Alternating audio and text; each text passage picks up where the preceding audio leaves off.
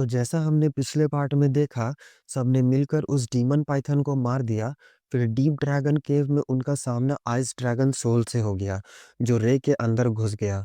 अब आगे फिर किन्यू बोलती है, क्या रे को ले गया आइस ड्रैगन? हम सच में बहुत जेलस फील करते हैं जीनियस लोगों से। तो सावियान बोलता है, हम सोचे थे यहाँ आएंगे और dragon blood marrow cleansing flower ढूंढेंगे यूवर के लिए, पर अब मुझे मरना होगा, जो हम बिल्कुल नहीं चाहते। तो प्रिंसेस बोलती है, कोई भी साउंड नहीं आ रहा, क्या रे ठीक है? कोई आ रहा है यहाँ। तो किन्यू बोलती है, ये जरूर रे होगा, जिसका बॉडी अब आइस ड्रैगन सोल के कब्जे में है। तो सावियान घबराते हुए बोलता है, अगर वो यहाँ किसी को मार दिया तो हम क्या करेंगे? तभी रे उन सबके पास आ जाता है और मुस्कुराते हुए आइस फ्लेम पावर का यूज करते हुए सभी का बर्फ पिघला देता है, जिससे सब आजाद हो जाते हैं। ये देखकर सब लोग शॉक हो जाते हैं और रे को देखते ही घबरा कर पीछे हट जाते हैं। तभी सावियान बोलता है, सीनियर आइस ड्रैगन, प्लीज मुझे मत मारिए, हम आपका आइडेंटिटी कभी भी रिवील नहीं करेंगे। ये सुनकर रे शॉक हो जाता है और सोचता है, सीनियर ड्रैगन। तभी किंग्यू बोलती है, सीनियर, मुझे मर्द पसंद नहीं है, प्लीज मुझे जाने दीजिए। फिर प्रिंसेस पूछती है, क्या आप सच में आइस ड्रैगन हैं या अभी भी रे ही हैं? तो रे बोलता है, हम रे ही हैं, डोंट वरी। फिर याद करने लगता है कि उसके स्पिरिचुअल वर्ल्ड के अंदर क्या हुआ, जहाँ आइस ड्रैगन सोल ड्रैगन आई और रोबोट को देखकर बहुत कंफ्यूज हो रहा था। तभी रे का soul whirlpool ancestral dragon technique का यूज करते हुए उस आइस ड्रैगन को एब्जॉर्ब कर लेता है। फिर रोबोट बोलती है, ऑनर, आप जल्दी से सुप्रीम गॉड रिफाइनिंग टेक्निक का यूज करते हुए इस आइस ड्रैगन को रिफाइन कर लीजिए, जिससे रे भी मान जाता है। फिर सीन प्रेजेंट में आ जाता है, जहाँ प्रिंसेस पूछती है, तो क्या तुम्हें आइस ड्रैगन ने नहीं चुराया? तो रे प्यार से बोलता है, सिली गर्ल, भला एक सोल का टुकड़ा मुझ पर कैसे कब्जा कर सकता है? वैसे भी मेरे सामने बहुत ही खूबसूरत लड़की खड़ी है, जिसकी मुझे बहुत फिक्र है, तो भला हम तुम्हें छोड़कर कैसे जा सकते हैं? तो प्रिंसेस शर्माते हुए बोलती है, हम बिल्कुल भी तुम्हें मिस नहीं किए। जिसे सुनकर रे बस मुस्कुरा देता है। तभी सावियान पूछता है, क्या तुम सच में रे हो? तो रे बोलता है, अगर हम आइस ड्रैगन होते तो क्या तुम अब तक जिंदा होते? तो सावियान भी समझ जाता है। फिर पूछता है, तो आइस ड्रैगन का क्या हुआ? तो रे बोलता है, हम उसे डिस्ट्रॉय कर दिए। ये सुनकर तो उसे बहुत बड़ा झटका लगता है और बोलता है, वो निर्वाणा रेल्म का सोल था और तुमने डिस्ट्रॉय कर दिया? तो रे बोलता है, वो बस एक ट्रिक है अपनी जान बचाने का। वैसे यहाँ पर बहुत सारे स्पिरिचुअल हर्ब्स हैं, जिसे हमें कलेक्ट कर लेना चाहिए, फिर यहाँ से निकलेंगे। जिससे सभी एग्री हो जाते हैं और इधर-उधर चले जाते हैं मटेरियल्स कलेक्ट करने।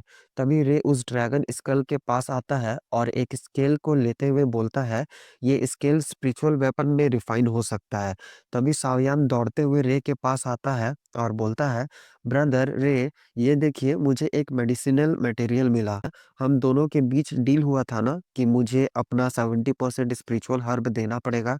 तो ये सुनकर रे बोलता है, अच्छा, तब तो थैंक्स नहीं बोलेंगे। तो सावियान बोलता है, आपने मेरी जान बचाई, इसलिए अब से आप मेरे भाई हैं, और अगर आपको कभी भी मेरी ज़रूरत पड़ती है तो प्लीज़ फ़ील फ्री, हम सब कुछ करेंगे आपकी हेल्प करने के लिए। जिसे सुनकर रे मुस्कुरा देता है। फिर सावियान मन में सोचने लगता है, ये सिर्फ टियानु रेल्म का कॉम्बैट स्किल्स ही नहीं, बल्कि इसने एक निर्वाणा रेल्म के ड्रैगन सोल को भी मार दिया। पूरे तीनों डायनेस्टीज़ में ऐसा कोई नहीं है इसका सामना करने वाला इस एज में। हम बिल्कुल सही करेंगे इसे फॉलो करके। जिसे रे सुन लेता है और सोचता है, ये बहुत नॉटी है। फिर उससे बोलता है, तुम्हें मेरे लिए किसी भी लिमिट को पार करने का ज़रूरत नहीं है, बस तुम आज से कभी भी मेरे अगेंस्ट मत जाना। जिसे सुनकर सावियान शर्मा जाता है।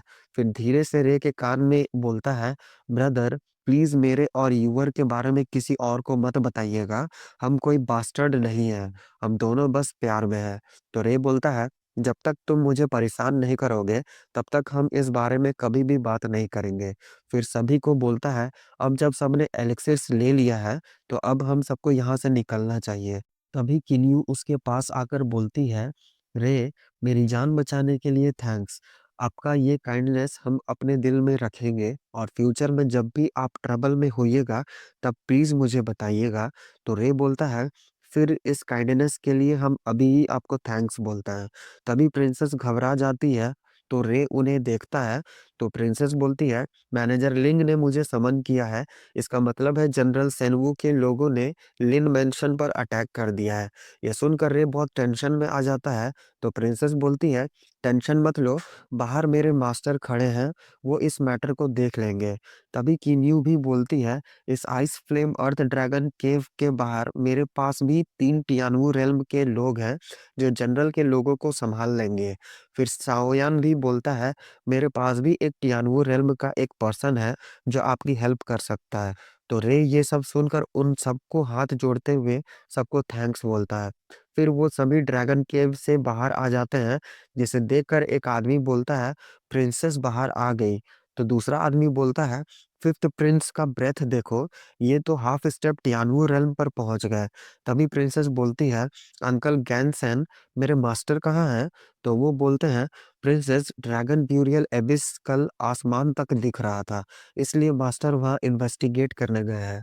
जिसे सुनकर प्रिंसेस थोड़ा सैड हो जाती है, जिसे देखकर वो पूछते हैं, प्रिंसेस आप सैड दिख रही हैं, क्या कुछ हुआ है? तो प्रिंसेस बोलती है, जनरल मेंशन के लोग लिन मेंशन पर अटैक कर दिए हैं, तो हम चाहते थे कि मास्टर इस मैटर को हैंडल करे। तो अंकल गैनसन बोलते हैं, आप फिक्र मत कीजिए, जनरल बॉर्डर को गार्ड कर रहे हैं, तो ये लोग जरूर जनरल मेंशन के कोई टियानवू रेल्म का जनरल होगा। हम उतना टैलेंटेड तो नहीं है, पर फिर भी टियानवू रेल्म के 8th लेवल पर है, जो इन सब से डील करने के लिए काफी है। तो प्रिंसेस उन्हें थैंक्स बोलती है। तभी किन्वू भी आगे आते हुए बोलती है, अंकल यू आप भी लिन मेंशन चलिए, जनरल मेंशन के लोगों को लेसन सिखाने के लिए। तो अंकल यू पूछते हैं, क्या हमें रे के लिए जनरल मेंशन के लोगों से लड़ना चाहिए? तो किन्यू बोलती है, ऑफ कोर्स, रे ने मेरी जान बचाई है, तो रे का बिजनेस अब से मेरा बिजनेस है। तो अंकल यू उसकी बात मान लेते हैं। तभी सावयान भी आगे आता है और बोलता है, अंकल गुआंगली आप भी मेरे साथ लिन मेंशन चलिए, जनरल मेंशन के लोगों से मिलने। तो गुआंगली बोलते हैं, आप भी रे का मदद करना चाहते हैं? तो सावयान बोलता है, रे मेरा सेवियर है, तो इसलिए उन्हें देखने का मतलब है मुझे देखना, समझे? ये सुनकर गुआंगली थोड़ा शॉक हो जाता है। तो सावयान बोलता है, फ्लाइंग बोट को रेडी कीजिए, हम लोग निकल रहे हैं। तो गुआंगली भी इस बात के लिए एग्री कर जाता है। फिर वो लोग फ्लाइंग बोट में बैठकर सभी निकल जाते हैं। फिर प्रिंसेस बोलती है, हम मैनेजर लिंग को मैसेज कर दिए हैं कि जनरल के लोगों को बोल दे कि लिन मेंशन किंग एंस मेंशन के द्वारा प्रोटेक्टेड है। ये सुनकर उन्हें जरूर पछतावा होगा। तो रे बोलता है, पता नहीं मुझे बट अनईजी फील हो रहा है, आप प्लीज दोबारा से मैनेजर लिंग से सिचुएशन के बारे में पूछिए। तो प्रिंसेस एग्री होते हुए एक टोकन निकाल कर मैनेजर लिंग से पूछती है कि वहाँ का सिचुएशन कैसा है अभी। तो मैनेजर लिंग बोलते हैं, बिल्कुल भी ठीक नहीं है, जनरल के बेटे ओयांग कुन और उनकी वाइफ जिया किंगली खुद आए हुए हैं। उनकी वाइफ बदला लेना चाहती है अपने भाई किन्हो के बेइज्जती का।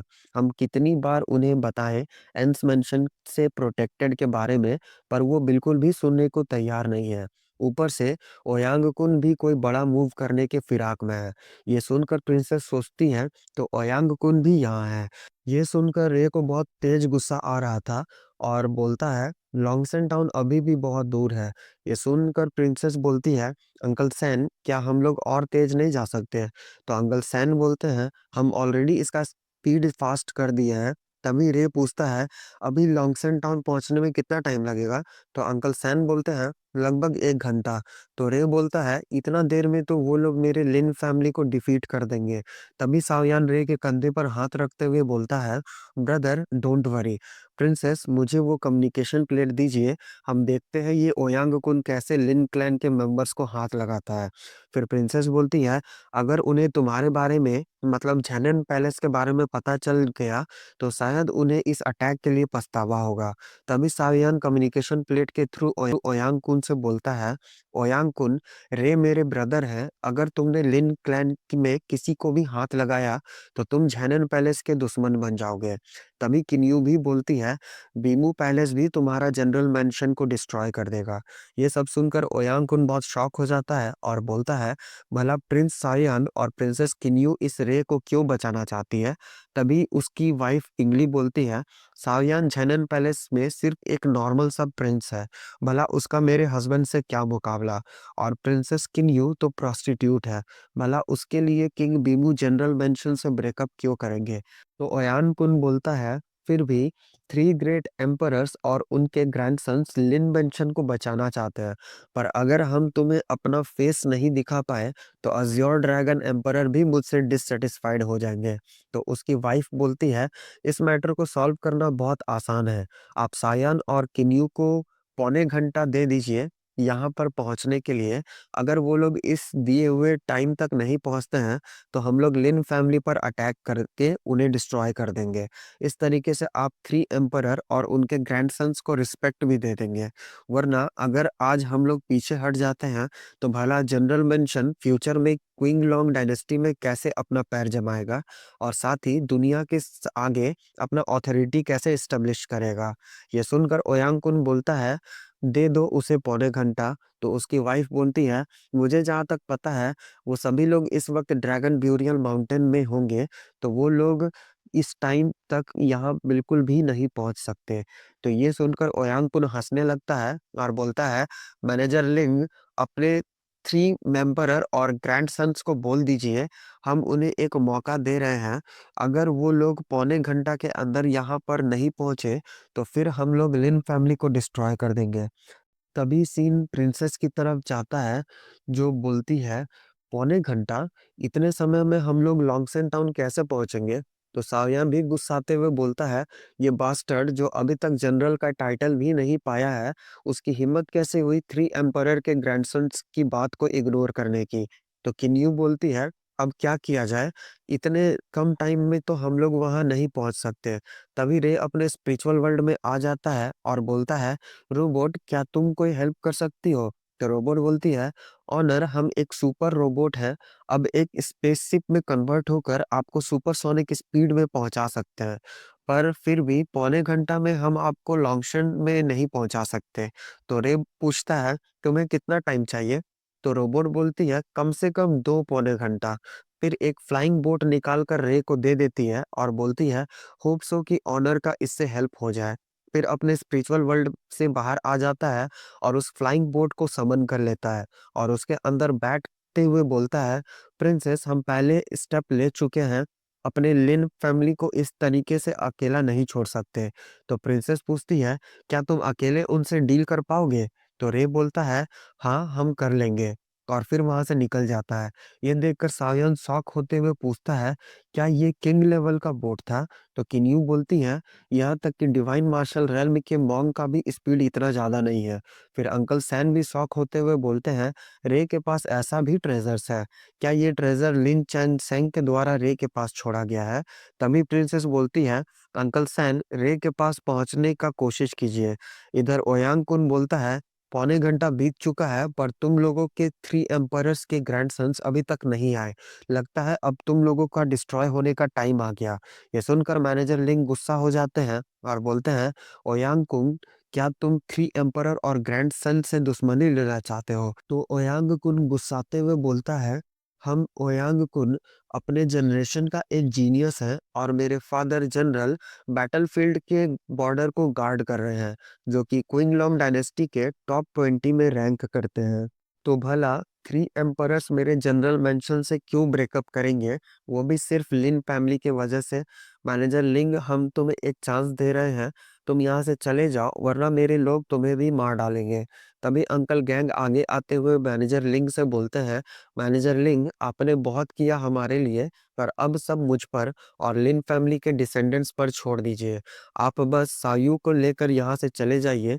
तो सायू बोलती है, नहीं अंकल हम नहीं जाएंगे आप लोगों को ऐसे टाइम पर छोड़कर। तो मैनेजर लिंग भी बोलते हैं, हम बस हार्ड ट्राई कर सकते हैं ताकि ज्यादा से ज्यादा टाइम बाई कर सके, ताकि प्रिंसेस और रे यहाँ पहुंच सके। फिर आगे बढ़ते हुए बोलता है, ओयांग कुन, हम रे के कर्जदार हैं इसलिए आज तुम्हारे लोगों से लड़ने का हिम्मत करेंगे, पर अगर तुम हार गए तो वापस चले जाना।